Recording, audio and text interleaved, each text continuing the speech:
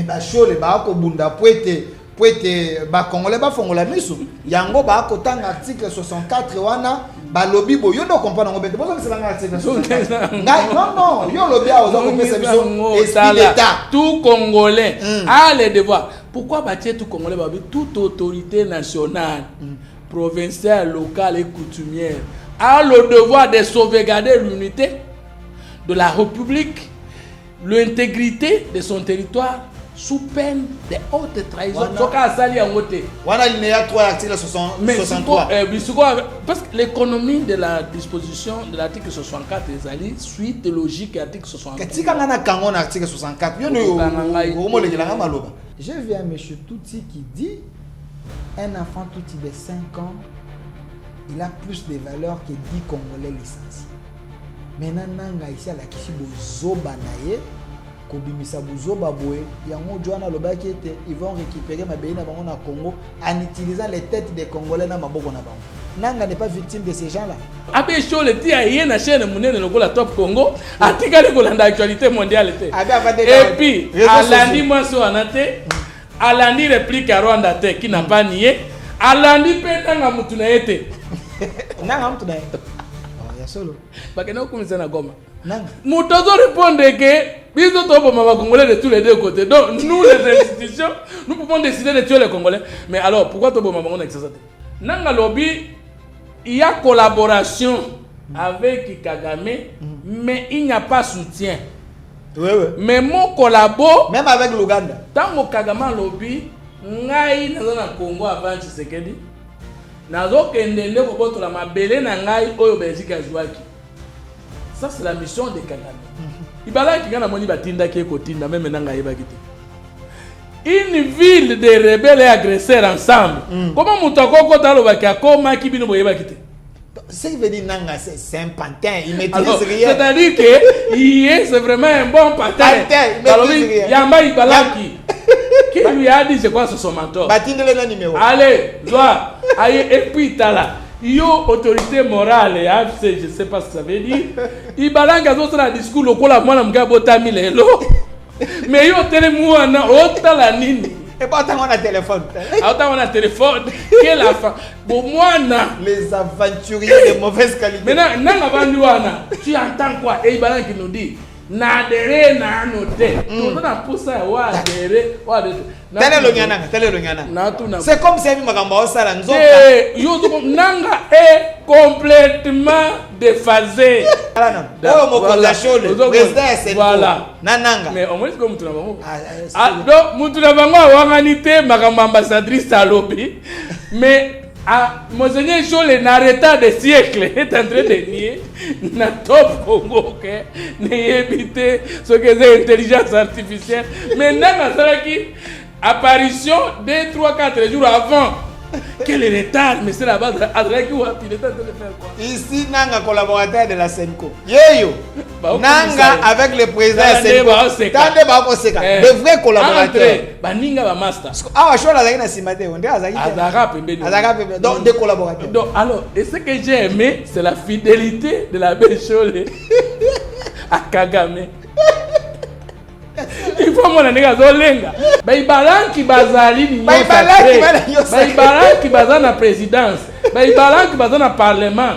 Alors il faut tolande la bango tina donner retranchement na bango. Les Ibalanki sont pluriels.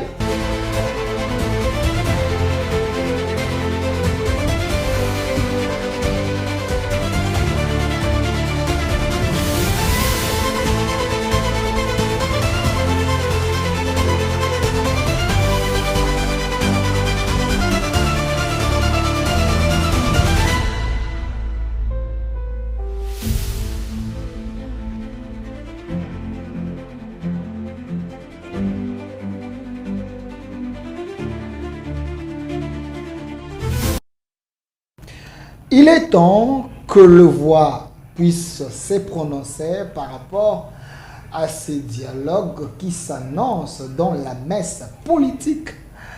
Le chef de l'État, enfin, il a tranché en disant oui, je veux les dialogues, mais pas avec les seigneurs de guerre.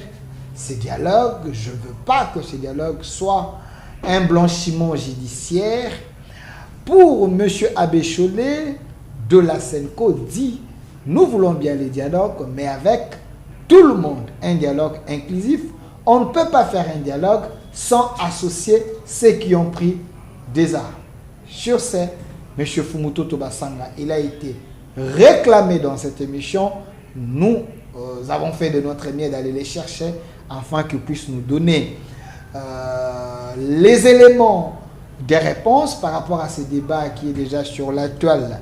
M. Fumutoto, pour les autres, il est le communicateur principal du chef de l'État. J'ai dit pour les autres, pas pour lui. Alors, M. Fumutoto Basanga, c'est le bienvenu. Minalobi pour les autres. Pour les autres, les Bango Bamonaka yo communicateur principal à chef de l'État. Tout ce que le chef dit, vous pouvez l'interpréter. Quand on a mozindo, batoba comprendre. C'est comme si mon lit, mon honneur, chef de l'État, il va dans la place moko. Ou explique à Mamalo mieux. Yango bato si à moi ni ba fumuto toya. Ngana seli ni. Et là où anande na comprendre raté. OK. C'est-à-dire que au moment où ce chef a lobby avant, a kolobaka makambo ngana kana kina loba mais vous avez arrêté avant. OK. Pas nyos. Ndambo. OK. Mais mingi ezalaka ngana bomi na bomi mukonza ye aleki wana. Zona no émission na ngana wana suka. O na loba iboye. O ya yibi $100 na Kinshasa. Akoti na makala. Bien souciat. Parquet ba memi na makala. Mais o ya bomi bato 5,000. 10,000 na Bukavu, na Goma, na Bunagana, na Ruchuru. Bakende kosola na ye na dialogue po aya kokoma excellence na Kinshasa. Pour politique neza liwa ba congolais. Oui. Mais ce qui tokei na dialogue. Dozui AFC 123. Ce qui ndenge batata mpero bazanga soni na batata episcopo. Batata ecclésie. Bazanga mission prophétique. Babota yo. De bana mission prophétique. Batata ya batouana, ba seigneur ya bandimi na bango. Vos propos vous engagent. Bango wana. Et c'est na ba ito sangisi na yo. Kasi bango wana na chelo bango. Na lobi batata na bino ya molimo. Na ite. OK. Balobi te même opposition armée. Opposition armée zalate. Oh. Dans la Constitution, non. Dans la Constitution, il n'y a pas un article le bas opposition armée. Article 8 de la Constitution. Ezali que l'opposition politique est reconnue en République démocratique du Congo. Car si loi portant statut de l'opposition en République démocratique du Congo. Article 16. Balobi mokumba ya liboso opposition. D'abord article 2. Et de l'opposition, le parti ou le regroupement politique qui ne soutient pas le programme du gouvernement. Point. Définition opposition. On ne peut pas avoir une opposition dans le gouvernement, dans le pouvoir. Non. Une opposition n'a pas des responsabilités. Ça n'existe pas. Opposition républicaine, une opposition. Article 4, le lobby est censé avoir renoncé au statut de l'opposition, de l'opposant, le parti ou le regroupement qui participe à l'exécutif, c'est-à-dire à la gestion politique, tant nationale, provinciale, municipale, etc. Donc, dès que vous avez une opposition, au côté de la majorité gouvernementale, au long de l'opposition, et là, dans la province, et dans la nation. Donc, il n'y a pas moyen d'être membre du régime, du pouvoir comme moi, mais vous êtes à l'opposition. Non. Mon parti est du pouvoir, je ne suis pas de l'opposition. Okay. Ça vous avez compris? Et de l'opposition, le parti ou le regroupement qui ne soutient pas le programme du gouvernement à tous les niveaux. Définition opposition. Maintenant, article 16, et l'Obi Boye, l'opposition a le devoir de respecter la Constitution, les lois de la République et les institutions de celle-ci. article 16 de la loi portant statut de l'opposition. Bon, article 64 de la Constitution. J'arrive, il y a beaucoup de et pas notre raison à évoquer qu'on soit beau, c'est article. C'est un article, on a quoi il sort tout de suite. Non, non, article 64, le là. Yo de la calme. Bino boza ko manipuler constitution. Boza ko manipuler. Article 16 de la loi portant statut de l'opposition lobby. L'opposition ne peut pas recourir à la force pour arriver au pouvoir. L'opposition ne peut pas recourir. Jamais opposition ko simba biloko to bisale loza libanda mibe côté pour na koluka bokonzi. Suko kota na constitution pour on est na verset au voilà. Wana ndeko masunda lukela na article 64 kana ozalaka nango mais na nango awa. Awa article bango ba ko tambola na mona ki ndeko Delice Sanga baza mo ebele ba Mike Mukebai ba Francisco ba ko tambola nango. Balobi tout congolais. Te yo banana 64 te. Yo banana 63 bongo to kite pas. 63 lobi boy. Tout congolais a le droit et le devoir sacré de défendre le pays et son intégrité territoriale face à une menace ou à une agression extérieure. Balobi rwandais te. Tout congolais. Tout congolais. Ovandaka na poto. Ovandaka na mboka na province. Ovandaka na Kinshasa. Osalaka politique. Osalaka politique te. Oya mwana muke. Oya mwana mwasi. Mwana mobali. Ozana mukumba. Ya ko défendre mboka na yo na menace nyonso. Ekoza na kati to libanda. Et surtout tango agression et salem, c'est-à-dire agression extérieure, c'est-à-dire baimboka mosusu baeko dongola miso na mboka mboka mopaya bapaya baeko kotela bino bona kobundisa bino. Voilà. Et donc on est toko benga agression neti 2 jours. Kagame alobi Yambo Tshisekedi ya mokonzi na Congo makolo na ngai eza kuna po Belgique ayiba kinga mabele. Agression etalaka soit mabele soit enyati bokonzi na bino soit enyati ba symbole d'état na bino to biloko eza na kati na bino o mutu moko ta na pouvoir libanda ya mboka azamo na mboka na bino te aya kosakana na yango to kosalela yango. Tout congolais a un devoir à kobundisa moto wana ya ko défendre mboka pour que enyo kolamante na moto ya libanda to ya kati. Alinéa 2. Alinéa 2, il y a article 63. Dans 63. Balobi, un service militaire obligatoire peut être instauré dans les conditions fixées par la loi. Pourquoi Balobaki, tout Congolais, article 63, papa qui t'a mouké 63, qui t'a le commencé na bino pona boy, qui t'a 63 batwa. Ba sosola. 63, qui t'a mouké na 63, tout Congolais a le droit et le devoir. Pourquoi ba utiliser le mot le droit et le devoir? Droit l'ingoloba yango mobe ko pesi ondingisa moto moko te ni bakonzi ya mboka ni tata na yo ni mama na yo ni kutimi na yo ni yaya na yo azana doa ko pekisa yo bundela mboka soki eza na menace to eza na kobundisa na mboka mosusu. C'est ça un droit. Tu n'as pas besoin qu'on t'autorise pour agir et personne n'a le droit de vous interdire. Le devoir c'est quoi? Vous ne pouvez pas, malgré vous, refuser. Vous avez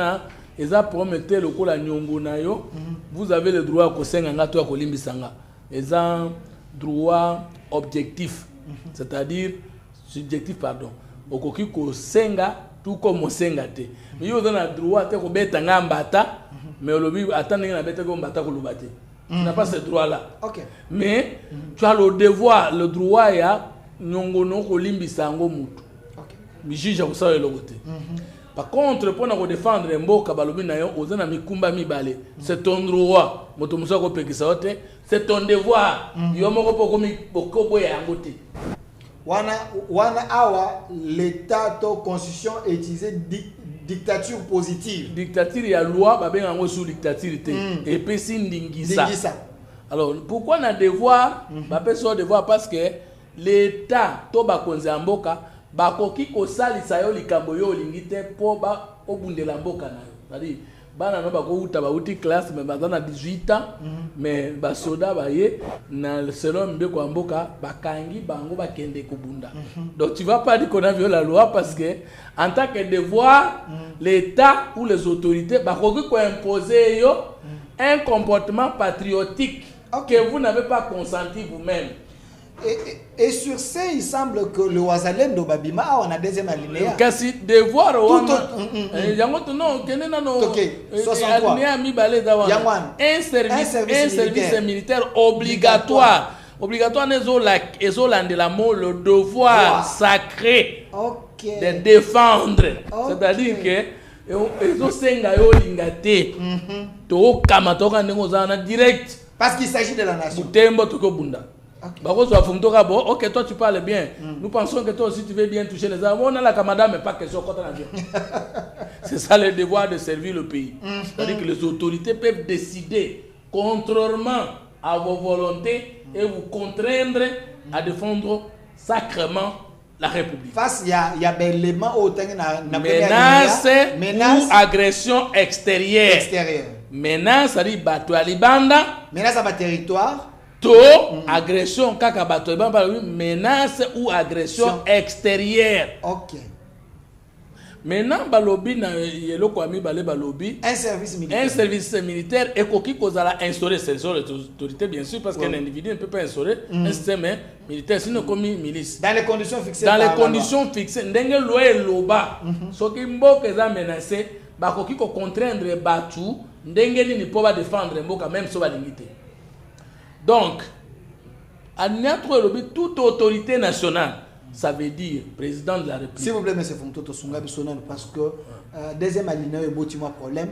Il y a un politologue, Sungabi Sonan, moi, je suis en classe.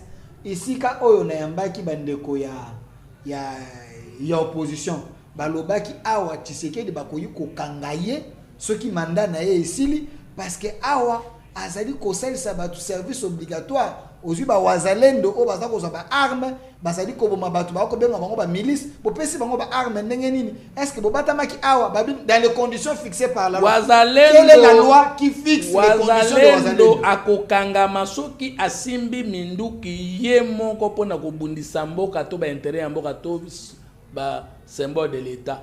Mais wazalendo ayoki ke ba pa ba kote na mboka zo ambeli na zo kende za to attends obligation retourna mutu moko te soki bakoboma ye kuna ake okufela mboka soki akoboma aboma bangu na mboka c'est ça le droit. Non donc tout temps bientôt lié tout Congolais a le droit sacré na sauter dans le devoir droit sacré de défendre le pays et son intégrité nous kolbani ata eteni nango moko à 0 cm motokonya atate ça ba Congolais va passer pouvoir de le faire. Donc wazalendo tina te ko de la ministre intérieur il y a défense lorsque yé mutavani na frontière yebi ke o ba kote ba ba paya ba bandi ko nyata mina biso to ba no beta basi na biso ba na biso le droit de le faire ça veut dire azana kotuna mutute. Mais l'état peut encadrer ce droit là pour que ça les massans de la page. C'est simple. Donc, bakoyi ko zelate, ba wande ba koti ba bomi bango pour l'état fixer loi. Dès que ba moni, bango faut ba attaquer nan. Dès que ba peso droit que terreau ya 40 mètres ezaya yo. Le droit implique que soko lingo tonga yo, soko tonga te yo, ça veut dire il y a pris un pouvoir, un droit une sorte de souveraineté. C'est un pouvoir d'exploitation. Un droit ils a sorte de souveraineté. Oui, un droit c'est un effet de souveraineté. D'ailleurs, que ba politologue ba naza politologue et naza contemporain des juristes. Mais je vais vous dire une vérité. Bon, lobaka kana lobi suma bepo et comment bokoma ko surveiller ngai. Lobaka ka bazebele. Ah baziba bokoma ko surveiller ngai. Baziba papier na big ba ko ba. Fu mototo alinga kende M23. Nga wazalendo kolo mabele ya M23 na nini? Akomi balanki. Olobi tokokoma wana. Tokokoma banga fu mototo boye frustré na ke ko boma ba Congolais nga. Tokoko olinga ko loba nini? Motozoka sali science politique, aza expert en droit, aza expert en économie, aza expert en anthropologie, aza expert en histoire, aza expert en management. moto asali science économique a commis automatiquement expert. Motonio soit ça science politique, ce qu'ils ont maîtrisé économie, c'est que Azaki ko tricher. Ce qu'ils maîtrisé droit, ce qui juriste a bêté na débat droit. Juriste a ko bêté na ba kambetali procédure judiciaire. Mais na kambetali droit comme science. Jamais juriste a ko kana politologue na ko expliquer constitution. Jamais politologue a ko le kaina musika. À mon écoute. Pour expliquer la Constitution. Constitution, c'est un droit politique. D'abord, ce n'est pas une loi. C'est un pacte républicain ou royal. Je vous jure. Vous savez que le constitutionnel, c'est Baolanda. Le problème est que tant que tu as changement de constitution, on a bêta, on a professeur, on a droit à l'ongolais. Parce que la constitution est alliée à les acteurs politiques, les philosophes et les politologues. Et dans la loi, mais l'architecture et la constitution, c'est des constitutionnalistes. La constitution, c'est la loi. L'architecture, on a classé il n'y a pas de... Vous donnez les droits, il n'y a pas de constitution sans sociologie, anthropologie politique. Il n'y a pas de constitution sans histoire politique. Les faits qui précèdent l'élaboration d'une constitution ne sont pas des faits juridiques. Ce sont des faits sociaux, totaux et globaux. Juriste, c'est-à-dire expert en affaires sociaux, totaux, globaux. Ngoloni. Les juristes étudient la forme normative de la société. Mais une disposition qui devient une loi n'était pas une loi avant de l'être. Dans les faits... Ce qui te le dit, article 63. Tout Congolais a le devoir sacré de défendre le pays. Mais avec comme loi, toute disposition à la loi, et qui fait social, qui peut être économique. Dans les faits précèdent la loi. Dans les faits sont sociologiques. La loi portant protection des personnes vivant avec le VIH, contenu dans le droit. Ce sont les médecins. Les constitutionnalistes, commentaires s'il vous plaît, les gens qui ont fait le droit. C'est qui va expliquer la vie des personnes vivant avec VIH dont juriste est à l'équipe. Non, moi je suis politologue engagé congolais. De bonne qualité. Je ne suis pas de la famille romano-germanique du droit. Vous dites? Nga naza muto la famille romano. Toko tuni bango droit na bango eza ba romain. Nga naza congolais. Na raisonner comme congolais. Alors, donc troisième alinéa. Toute autorité nationale, chef de l'État, premier ministre ou premier ministre, président du Sénat, président de l'Assemblée nationale, au Kiti, après aussi gouverneur, et gouvernement provinciaux, après, chef coutumier. Motonyon soit na bo eteni ya bo konzi na mboka. Soki mboka ekomi menacé, to eza agressé. Mais à niveau naïe, à utiliser droit na devoir à l'état PCT, il y a quand même des Congolais pour nous bounder la mboka na bango, à traître. Oh, Fumutoto. Toute autorité nationale, provinciale, locale et coutumière a le devoir, pas le droit. Donc aucune autorité n'a le droit de ne pas défendre le coup. On a bondi cité parce que j'ai le droit de ne pas le faire. Non. Pourquoi tu sais qu'il y a lobby que jamais tu as le dialogue n'a pas criminel contre notre population? Parce qu'il a le devoir. Le premier d'entre nous qui a le devoir de défendre le Congo contre la menace et l'agression extérieure, c'est Tshisekedi. Donc ici, le chef de l'État. Alinéa 3, il y a article 64 que le lobby était moto nyonso. Une portion du pouvoir. Azana devoir. Il n'a pas le droit de dire je vais voir. Non.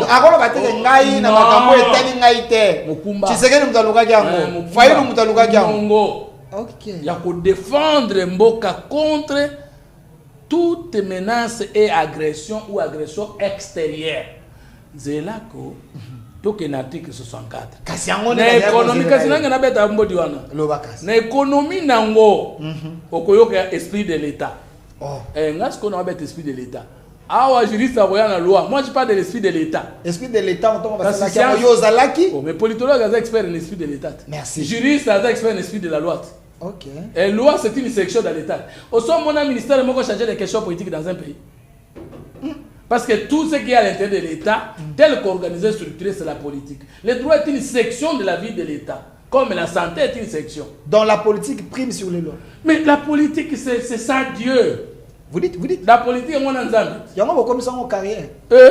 Carrière, ça. Ce qu'on a la politique, c'est un démon. Ce qu'on a la politique, c'est un diable.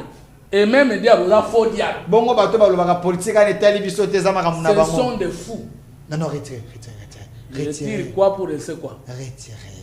Il y a des gens qui ne s'intéressent pas de la politique. Oh, au monde, apolitisme, c'est une maladie impardonnable, incurable. Ce qui est apolitique. Alors que Makambo Nzambe est à la politique, mais mission principale, c'est la mission politique. Mission principale, c'est une mission politique. La politique est nuisible. Jésus est venu prêcher la politique. Jésus est mort pour des raisons politiques. La politique céleste? Non, la bonne politique. Toute politique est sur la terre, il n'y a pas de politique céleste. Oh, mais police, c'est où tu as cité. Ok. Cité l'Ingolobamabele. La politique est l'art de gérer. Que ce soit police, grec, latin, politique signifie la bonne gouvernance de la terre. Alors, Genèse chapitre 1, verset 26. Dieu dit, créons-le à notre image, selon notre ressemblance, qu'il domine sur les oiseaux du ciel, qu'il domine sur les poissons de la mer, qui domine sur tout ce qui a mouvement sur la terre. Faut mutoto ka c'est un nom commun ça m'appelle ça biso nyonso. Bon au fundo za la commande nga za mission ça m'appelle ça biso. Yo pende on za fu mutoto. Abi mo pasteur et outi na faire béni. Pasteur ça veut dire roi na hébreu. OK. Bon David il t'a on za mazo ko établir comme abenga qui pasteur. Jésus t'a on balakié balobi na Michée chapitre 5 verset 2. C'est lui qui pètera Israël mon peuple. David était pasteur. Mais la définition de pasteur, à moto à combattre la combattre la brebis, ainsi de suite. N'était pas comprendre. C'est-à-dire que tant que nani bapesi Abel mobateli bampati. Kasi Jésus t'a ngalobi na Pierre. Faut comprendre l'interprétation à mon pasteur. Dans Jean, je crois 21. Alobini Pierre, Simon. Même est plus que même ceci. Paix mes brebis. Quand Jésus dit qu'il est le bon berger, les brebis sont bandimi, non? Tu n'as pas compris que quand Dieu parle de pasteurs comme Mobateli, Mobokoli, Mpate, on est dans l'image. Quand il parle, il utilise les serpents, il type les arbres. Par exemple, Jésus pour parler de l'incrédulité de l'Israël, alors il a figué, mais ce n'est pas l'arbre qui l'intéresse, c'est le comportement des hommes. Est-ce que vous avez compris? Donc, la Bible dit ceci, les méchants fuiront et les justes posséderont le pays. Et encore l'ajoute, ceux qui sont méchants, bazan et belé na mboka pe bazan na kolela. Ceux qui sont justes, comme belé pe bazan na koseka. Bon, dites-moi, les méchants fuiront, les justes posséderont le pays. Juste on va posséder mboka ne sont pas dirigés. Donc, on peut posséder les pays si on fait la politique, si on a le pouvoir de dominer. Mais c'est ça. L'homme et qu'il domine. On peut dominer que si on a la gestion. La politique. Okay. Donc la politique, c'est la volonté parfaite de Dieu. Je vais terminer. Si quelqu'un vous dit que ma moyen soit un rapport politique, c'est un fou. Politique, c'est qu'on suit bisou. Non, c'est la mauvaise politique qui suit. Et non la politique. Je veux dire, Jésus de passage. Ce qui n'a pas aspect politique, c'est un comportement naïf. Je vais encore ajouter. Prière de Jésus a dit que la repentance, c'est la grâce, la foi, le royaume de Dieu, le royaume des cieux, l'amour, la rémission des péchés. Mais pour la prière, la prière, Matthieu 6, 9. Voici donc comment vous devez prier. Notre Père qui es aux cieux, que ton nom soit sanctifié, que ton règne vienne et que ta volonté soit faite sur la terre comme au ciel. Ce n'est pas la politique. Psaume 115, 5. Le ciel sont les cieux de l'Éternel. Il a donné la terre au Fils de l'homme. Dieu a créé des royaumes. Matthieu 1, 1. le royaume des cieux qui est son trône et le royaume de la terre qui ont son marchepied. Donc celui qui n'aime pas la politique n'aime pas Dieu. Celui qui gouverne mal son pays est l'ennemi numéro 1 de Dieu. Oyo alingi politique te, alingi nzambe te. Oyo ako kambambo kanaye mabe azali démon. Yango kasi bandeko balobi ete ndeko Tshisekedi toloba ya kasi ndenge lobi c'est un démon parce que ako kambambo kamabe soko lingi Tshisekedi tika nzamba kamba vina yo ndenge Tshisekedi ako kamba Kongo yo ko sepela balobi yango toye na article 64 de la constitution. Non kasi te ba kasi te to kota na article on appelle si papa tout congolais c'est là na pesi papa Chole Mbote bisika sali parce que papa abotakate obenga papa ndé ya abotakate obenga papa ndé ya dana mutu meza papa te sauf soka aboti na tricherie et c'est là non Chole ba benga papa te papa da moto père biologique na français ndé abengi papa ko yo benga papa ya abotaka père spirituel benga e moto père spirituel père si ta botayo otamela n'église na bango Chole ngai te mudoto alors ye akozalaka papa ta mukolo moko te donc Chole ya daka homme Chole abongo bakokufa homme baza ba papa te jamais nos pères te père na français na papa ils ont des choses. Émile Durkheim est le père de la sociologie moderne. Mais n'est pas le papa des sociologues. Donc père est un moboti ya nzela makama molimo.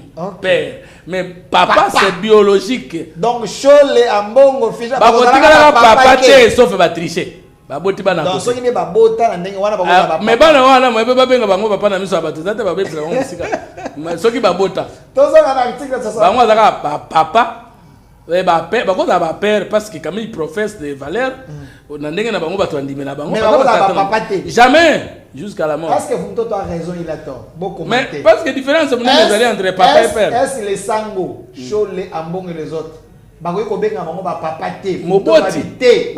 ya Makilate, mais ils sont des pères spirituels, mais pas des pères doctrinaux, des pères scientifiques, des pères religieux, parce que père Nkolobaraka, Motoyo a instruit sur le plan spirituel. Par exemple, Paul Azobana Timothée, mon fils légitime, et Nkolobataka Bota Eboe, Timothée Obenga père pour yenda Tangisaki. Okay. Mais papa, mutabota katata la papa te. Dans Chole Ambongo jamais papa bakoyoka kanga. Wana j'amplifie sur ce que pasteur Kass a ebisanga abi bazaka na bana. Abi basanga. Eza vina bango. Na lobi pasteur Kass ebisanga basango et ba témoignage basanga bazaka na bana ba bota.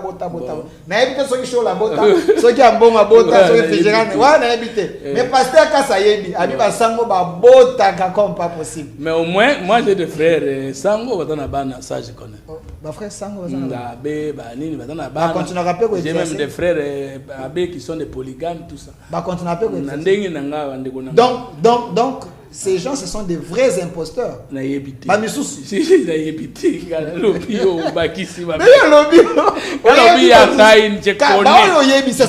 prêtres qui ont des femmes. Ce sont des enfants. Ça, je connais. Mais pas tous les prêtres. Pas tous, mais la majorité va être imposteurs. La majorité était parce que c'est la statistique. Merci. Tous ont un article 63. Ndeko Chole Ambongo, vous pouvez vérifier article 63. Bobota mingi, basango binote, bobota. Mais ça aussi, c'est pas sérieux. Acceptez, assumez-vous. Prenons l'article 64 de la Constitution. Mais c'est Massoun d'après son article.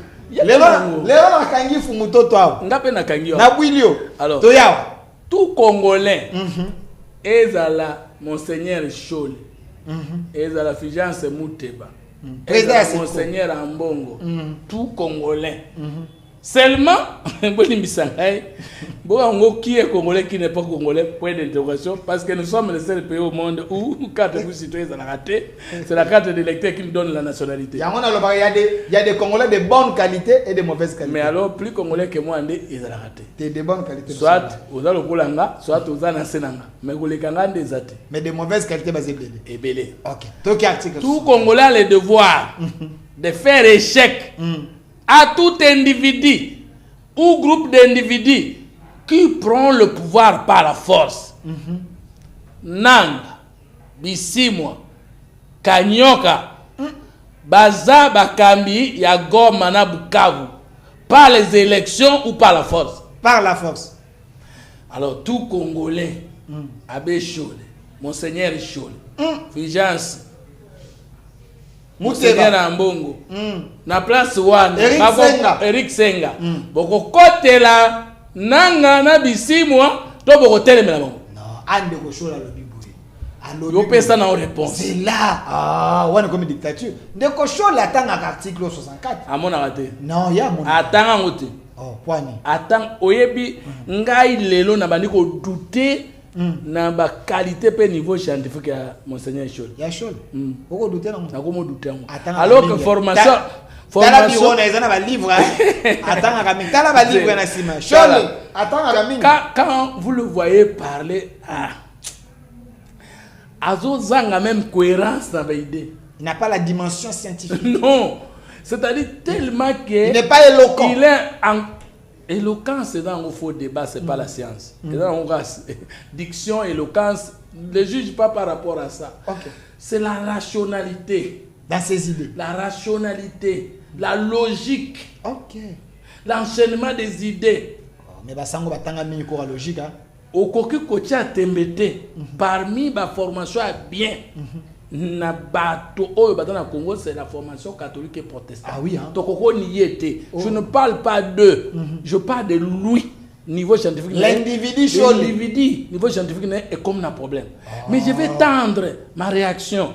Tina catholique na protestant. Oui, ils ont formé des perroquets au Congo. Parce que notre science n'a pas sauvé notre cité. Or, science et sa conscience n'a que ruine de l'âme. Donc, l'église catholique, la formation catholique et protestante, ils ont formé des perroquets.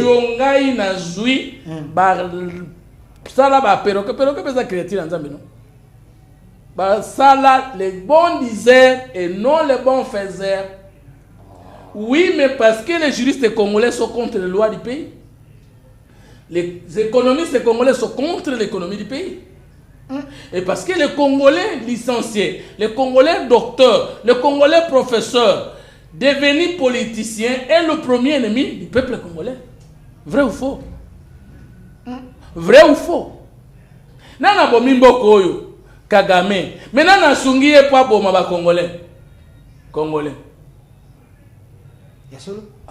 Mais c'est le raisonnement. Mais ba Chole ba ko bunda poete ba Congolais ba fongola misu. Yango ba ko tanga article 64 wana ba lobby bo yo no comprendre ngo bete. Bozo c'est l'article 64. Non, yo lobby a ozo ko pesa biso esprit d'état. Tout Congolais a le devoir. Pourquoi bâtir tout Congolais ba toute autorité nationale, provinciale, locale et coutumière a le devoir de sauvegarder l'unité de la République, l'intégrité de son territoire sous peine de haute trahison.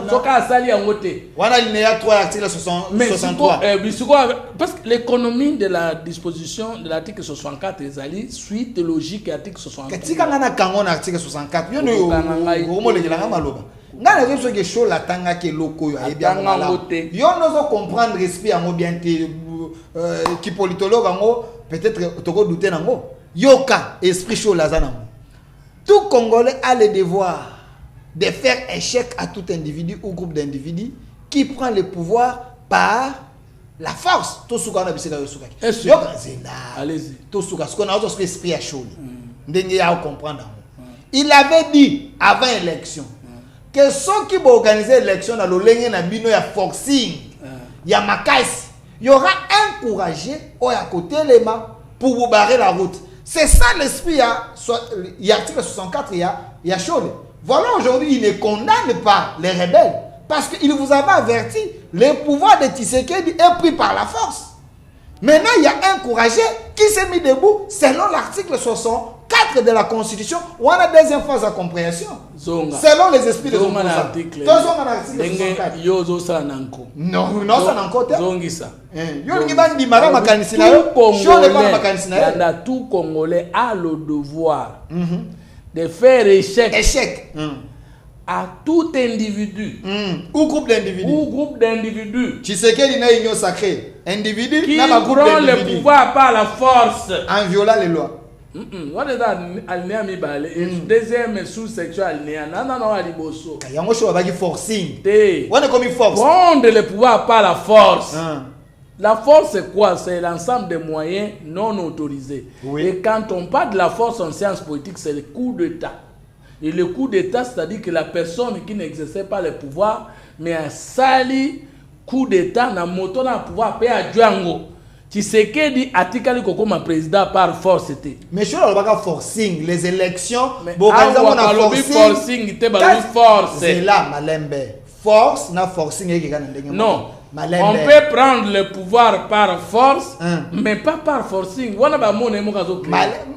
Forcing est pour la tana débat de tout ça na oboy. Et là on rapport na prendre la prise de pouvoir par force. Oui, non, ne pas comprendre les choses l'été. Ngai na lota qui na comprendre. Aloba kiango avant.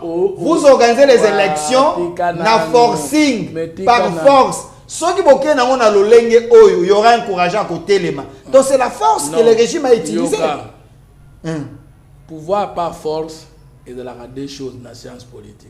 Un putsch, coup d'état civil, ou un coup d'état contraire du putsch qui est militaire. Les soldats, ils ont pouvoir dans ma casse, tout les civils, ils ont motoda des prises de pouvoir par la force. Okay.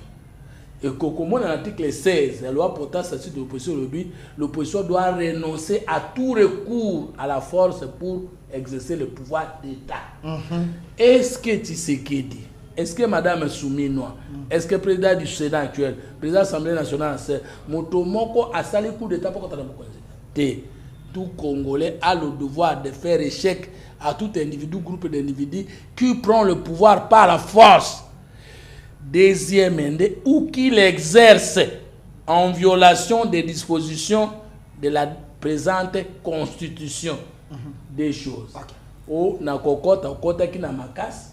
Congolais nyonso to lingo kota na makasi fa bundisa yo ata ovanda déjà de Mobutu saka coup d'état de musée abengana ka Mobutu na force de Joseph Kabila pe akitana ka tata na makasi oki bato bakota na pouvoir na makasi bango wana tu sais que déjà Joseph Kabila m'a organisé des élections à battre baninga à l'équipe président to ça deuxième mandat pe 73% avant. Donc les avis forcés.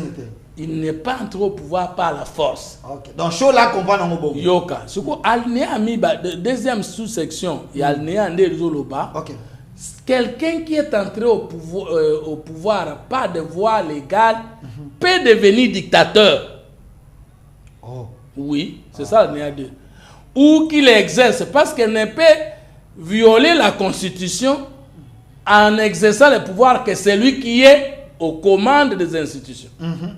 Ou qu'il exerce en violation des dispositions de la présente Constitution.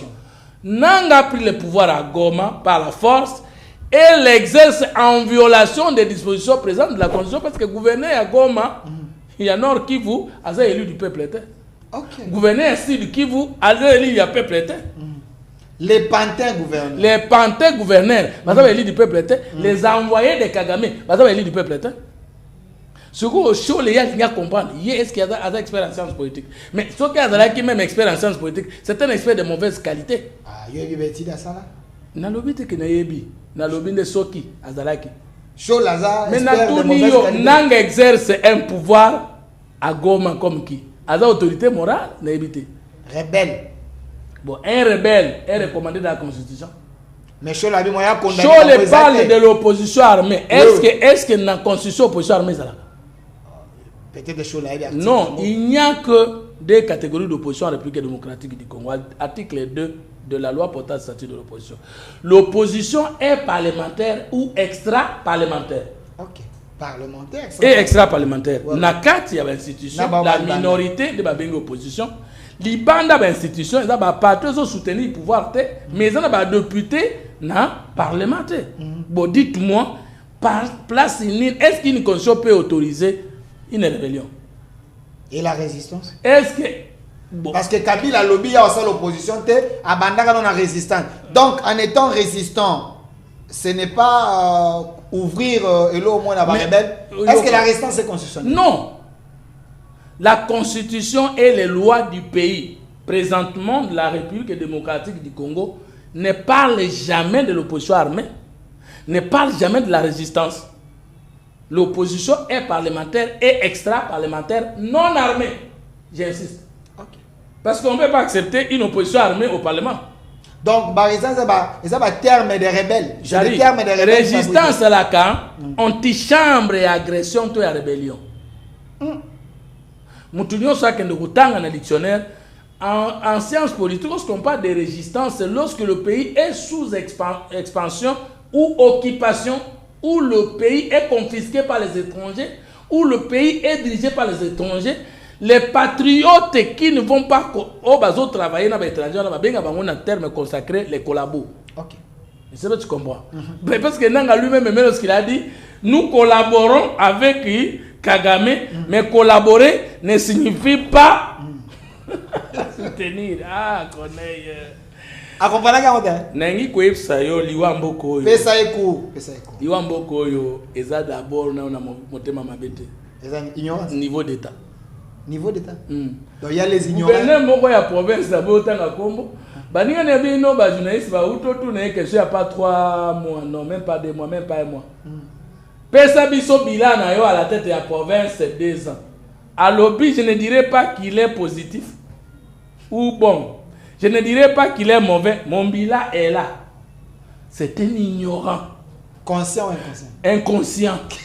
Il n'a aucun niveau d'état. Oh. Bilan, il est là. Yo moko yebi te so positif, c'est négatif. Mais bilan est zani. Avant quand on a pouvoir ba défier de la libre. Je les ai qualifiés, je les ai quantifiés. Et voilà le nombre d'actions et le montant que j'avais prévu pour agir par heure, par jour, par semaine, par mois, par trimestre, par année. Maintenant, il faut savoir dire, j'avais prévu de faire autant, mais voici l'état de lieu que j'avais trouvé. J'ai fait autant, je n'ai pas fait autant. Voici les obstacles et voici les perspectives de contournement des obstacles. Bon, on peut être intelligent, mais on ne sait pas communiquer. Monsieur Fumutoto. Mais on communique pour aller, on peut communiquer. Yo kana pesa exemple. Nanga ninga dana ayebi l'état. Connaît nanga ayebi l'état. Auto ko la sortie de la honte. Oh. Yoka. Alors bi bazo bunda. Parce que l'état, il faut pas refonder en gros. Oh. Oui. Kasi bangona ba délice ça ngaba la refondation de l'état. Thèse ya bato ya professeur Willy Makashi la refondation de l'état. Oh, professeur Willy Makashi. Il y a défendu que la refondation de l'état. Alors que on a contredit dans le professeur Willy Makashi qu'on ne peut pas refonder l'état comme si vous avez créé un nouvel état. OK. Oh, donc le professeur Willy Makashi a défendu la thèse. L'état congolais n'est pas refondé, l'état congolais est à parachever. Mais c'est ça n'a pas le loco ana. Et kasi intellectuel inconscient. C'est ça qu'on a refondé l'État comment. Après ça, nouvelle reconnaissance internationale. Non, non, c'est un débat scientifique. Mais je suis là. Pas dire, non, il ne faut pas dire les intellectuels inconscients. Oh. Les approches, peut-être, tout en a tête. Il faut qu'il y ait un débat. Moi, je suis prêt d'organiser ces débats scientifiques, dire que les inconscients... Inconscient, ils sont conscients, mais peut-être approche inconscient, ignorant. Un ignorant n'est pas un inconscient. Parce qu'il y a des ignorants conscients. Socrate était un ignorant conscient. Il n'était pas savant, il était un ignorant conscient. Moi, je suis un ignorant conscient. Mais il y a des ignorants inconscients. Ayébité, mayébité, kayébité. Oui. Alors, Moutounio Soazolo Baké, on va refonder l'État congolais. C'est un ignorant inconscient. Et en science, un ignorant inconscient est très dangereux. Yende Moboum, qui a découvert la mouchie du fleuve Congo, Degokao. Tous les professeurs qui nous ont enseigné ça sont des ignorants inconscients. Pourquoi? Parce que Degokao a coupé qui va Congo, va vendre wang. Donc bango va mona fleuve, on a te va mona mouchie wana ante, yende mutaligoso monaki. Qui sont les premiers occupants de la République démocratique du Congo? Les pygmées. Mais bango moko ba uta ava bakota na Congo. Bango pa ze berete, mboka munene boye. Ils ont été les premiers occupants de tous les recoins. Et notre parlement qui a la loi de bêtises, loi portant protection des peuples autochtones. Bon, mais on est étranger dans le Congo. Loi de bêtises? Mais c'est une loi de bêtises. Donc, on est étranger, autochtone dans le Congo. Donc, vous préparez les gens à nous chasser des mers du Congo comme étrangers. Monsieur Fumutoto, vous ouvrez des boîtes à Pandore. Vous ouvrez un étranger. Vous ouvrez des boîtes. Voilà. Hippocrate, bah, mais laissez pas prêter serment. Il y a un imhotep, les savants égyptiens, médecins, mathématiciens, pharmaciens. Il y a Hippocrate à quelqu'un en Égypte. Azui Mayela Batoba Kimi na mona grec. Mais de ces Congolais, on prête serment d'Hippocrate au lieu de prêter serment d'Imhotep. Tous ceux qui ont enseigné ça sont des ignorants inconscients et ce sont des ennemis. Alors, quand ce Sanga ou Nanga disent s'il vous plaît, je suis un peu fâché. Scientifiquement. Scientifiquement, c'est une sainte colère. Continue. Donc, ce Sanga vous dites que vous allez refonder l'État. Nanga ne connaît pas l'État. Yo kana yebsayo, je l'attaque d'abord scientifiquement. Aza coordonnateur, il y a rebelle hein? Coordonnateur des agresseurs. OK, continue. Nanga bien. Nanga olobi boy. L'État dans la carte d'articulation. L'armée, la police, l'administration, la justice, c'est faux. Et l'armée, et la justice, et la police, et l'administration, ça fait partie de la fonction publique. OK. Grand service public de l'État. Et dans le Komoko. Seulement, tous les fonctionnaires de l'État n'ont pas le même statut. Mais un militaire est un fonctionnaire de l'État. Un juge magistrat est un fonctionnaire de l'État. Chef de l'État est un agent de l'État. Député agent de l'État. Parce que un agent de l'État, tout le monde qui est payé par le trésor public. Mais il y a une différence entre les fonctionnaires de l'État liés dans l'État par un statut de la fonction publique. Nabiso Tozalis lié à l'État par un mandat. Le chef de l'État lié à l'État par un mandat de 5 ans, député, gouverneur. Nous sommes des mandataires de l'État. Nous, les acteurs politiques, autres dans le numéro matriculité. Mes militaires, mes juges, mais tous les membres de l'administration de l'État, dans le numéro matricule. Ils sont tous de la fonction publique, mais avec des statuts spécialisés. Nanga ne connaît pas les 4 éléments constitutifs de l'État. L'État, 4 articulations. L'espace, c'est-à-dire le territoire, l'élément spatial. 2, le peuple, c'est-à-dire l'élément de nationalité, les liens juridiques entre les hommes. 3, le pouvoir originel. Beaucoup de les république, les monarchie, les royaumes. Pouvoir nabino pour mutakamba et utakananani et que pas na tradition, na hérédité toni, c'est ça le pouvoir originel. Et puis il y a la reconnaissance internationale. Ce sont les 4 articulations de l'État. C'est ça nanga na tuni bino du point de vue scientifique. Bolingi bo refonder l'État, c'est pour créer le peuple congolais à Sika.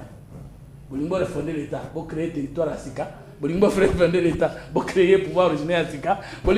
Alors, on ne comprend pas. C'est pourquoi tous les restes dans un État, on appelle ça des réformes. Réformes, ça veut dire, en dehors des 4 articulations principales de l'État, là où ça patauge, on vient faire des réformes. Les réformes, c'est une mal géré avant. Et cause de là, de nouvelles idées bimi avec de nouvelles procédures administratives. Bien en réforme. Ou bien, pour adapter votre vous avez bien fait dans le passé, mais vous ne faites plus le bien dans le présent. Vous réformez, c'est-à-dire vous rentrez dans les biens que vous avez sautés hier. Donc l'État congolais n'est pas refondé parce que l'État congolais existe avec tous les éléments constitutif, c'est l'homme politique congolais qui a refondé et non l'État congolais. Laissez-moi défier les rebelles qui sont avec Nanga. Je viens à M. Touti qui dit un enfant Touti de 5 ans, il a plus de valeur que 10 Congolais licenciés. Maintenant, Nanga ici à la Kishi Bozoba Naye, Kobimisa Bozoba Boé, Yango Joana Lobaki, ils vont récupérer ma béine à Congo en utilisant les têtes des Congolais dans Maboko Nabango. Nanga n'est pas victime de ces gens-là. Non, mais il y a toujours cet article. Tout Congolais a le devoir de tenir en échec tout individu ou groupe d'individus qui prend le pouvoir par la force. Mais où il y a menace et agression extérieure, il y a 63.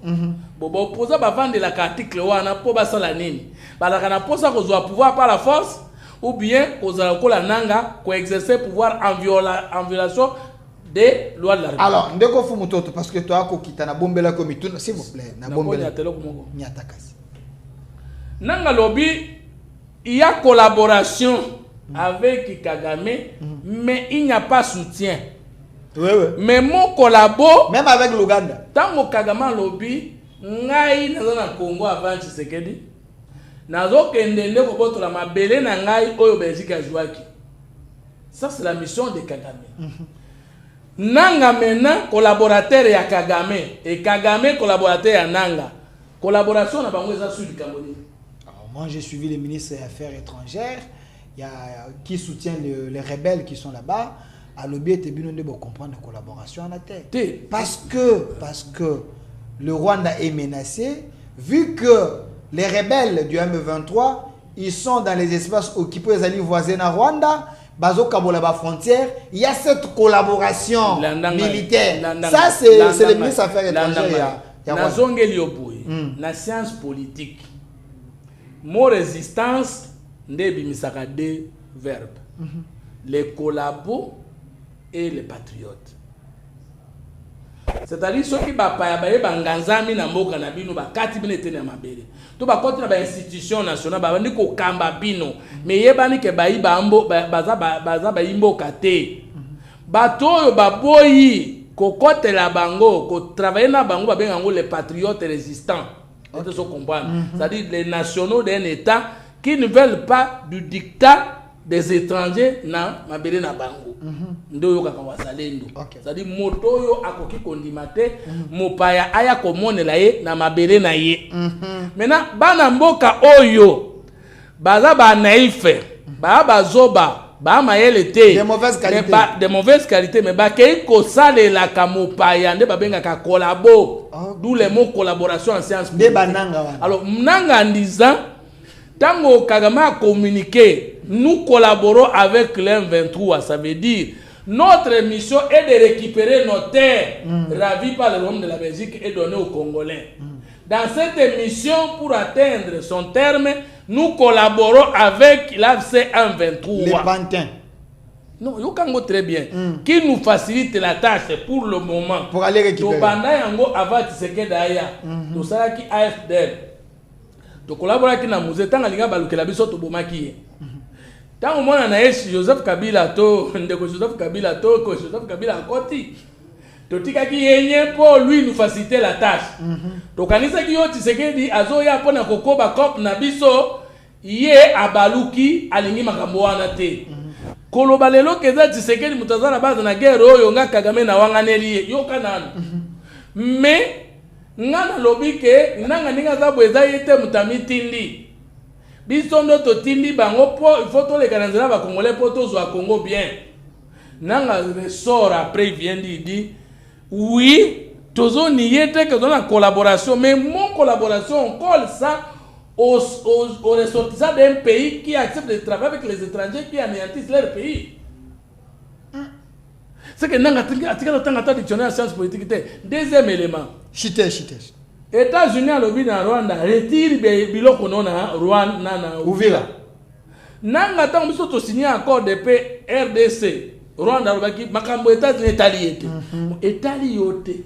Basenga kinde Rwanda retire batunaye. Falo tika ba policier na ba militaire rwandais ba kende yo lobi yo za congolais comme tu ne pas collabo yo ko kende okende kindengeni.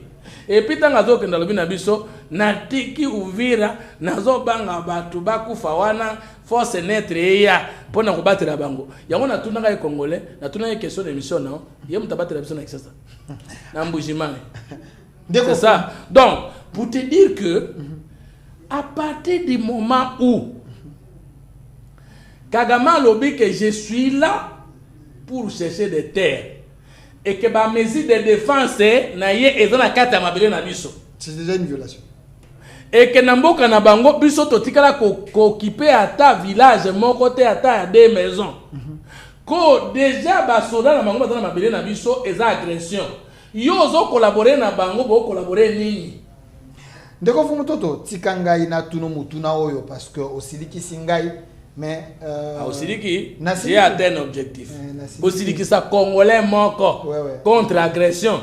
Les habitants émission nanga yon sur la sala.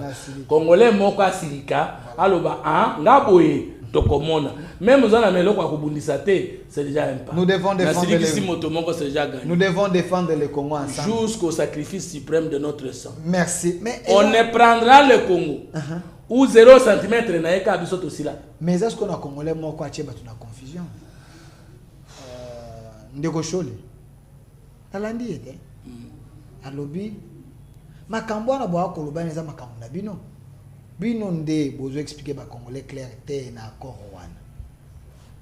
Rwanda asa déjà na kati ya RDC po bino bondima ki yango na corps boloba ki ete ba mesure défensif ezali ya mibale ndeko shola lobi bango ndenge ezana moyeba condamner ba rebelle ezali te parce que na ba soda congolais ba ko boma banyamulengi ndeko shola lobi ba ko banyamulengi bato ba ko fakuna pona ezaka banyamulengi et puis ba ope baza kuna baza pe ko boma ba soda congolais abi ba ko boma milimo yango bango moyeba condamner nanga ba condamner ko to ezate bango ba na katikati ba sangisa bino bosolola bino bolobi boni ndeko tsekeda lobi ya lingi dialogue mena ba seigneur de guerre te mais batoyo baza ko konza goma na kanza za ba seigneur de guerre siko boko collaborer na banani po bango nde basimbi minduki bomoni te bo akocha batu na pitopal shola na raison tote triangle ya liwa ya Congo et ça les maraboye Kagame aboti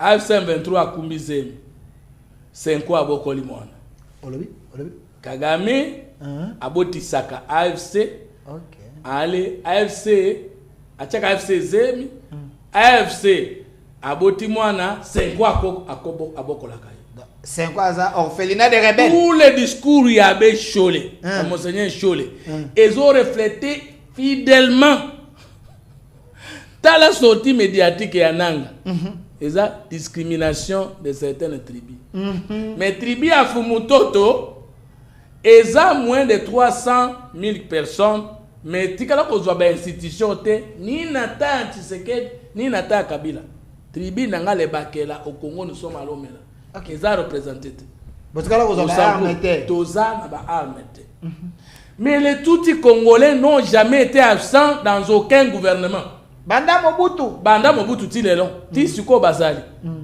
ministre azaki infrastructure Alexis Gizal atuna Kagame biso neto tindaki obundela biso Tshisekedi dezo na rapport nini na ba congolais ba Congo ya Angola bazombo ba Congo ya Angola e bongo ba Congo ya Brazzaville e bongo bangala Brazzaville Tshisekedi akobundela bango oh bango ils sont nés là-bas les frontières sont venues après.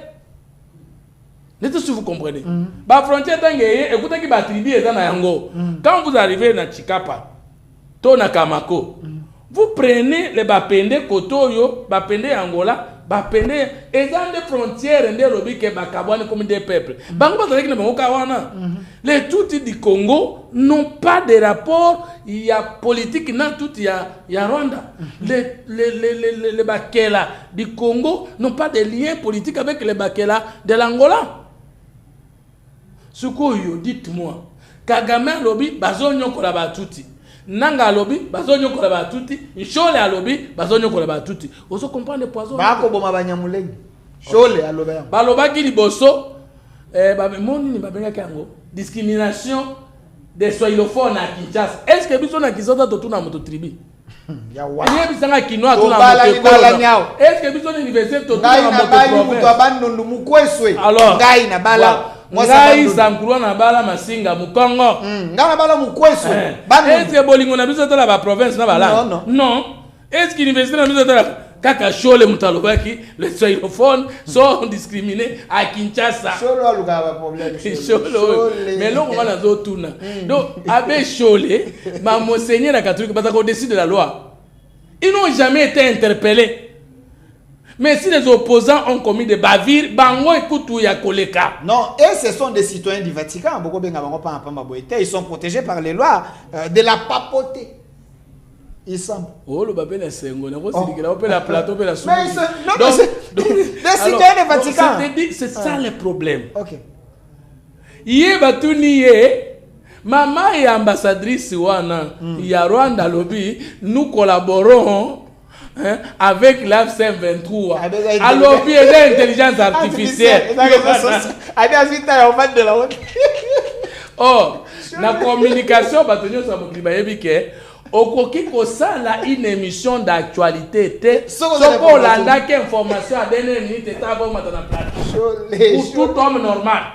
T'as pas suivi les infos de Oebi Lobi na nako sala émission non mon chef d'état sala qui Jean devient ambassadeur na matina plateau pour na sala émission sur le dialogue. Mais n'ayez si collaboratrice on peut les informations de la dernière heure. Quand j'ai n'abéti directement, je trouve le chef de l'État en train de parler. Okay. Donc, ce qui n'a pas l'actualité était, peut-être le message d'Angaï, en tant que Mobundeli à Mokonzamboka, et l'ingé raté, ni Mokonzalobi. C'est ça. Donc, après, je le dis à Yen, à chaîne, Mounen, le Top Congo, à Tika, l'actualité mondiale. Et puis, à lundi, moi, sur Anate, à lundi, réplique à Rwanda, qui n'a pas nié, à lundi, pétang à Moutunaete. N'a Moutunaete. Oh, il y a solo. Parce que nous, comme ça, Goma. Non. Oh, parce que nous, comme ça, c'est là, non. Personne n'a photo, mon conjoint, chole. Fijance Mouteba. N'a vérifié, non, ma photo, de soi, le bisous, Abi Moutunaete. Non, non, Azananga. Azananga, n'a pas de pambola, Azananga. Lundi était. Talana. Oh, mon conjoint, chole. Président, c'est voilà. Nananga. Mais au moins, c'est comme Moutunabango. Ah, donc, Moutunabango a organisé ma ambassadrice à l'obé. Mais. Ah, Monseigneur Chole n'arrêta des siècles est en train de nier na top Congo que n'éviter ce que c'est intelligence artificielle. Maintenant, qui apparition 2, 3, 4 jours avant. Quel retard, mais c'est là-bas. Adrien qui il est en train de faire quoi? Ici, Nanga collaborateur de la Senco. Yeyo. Nanga avec le président Senco.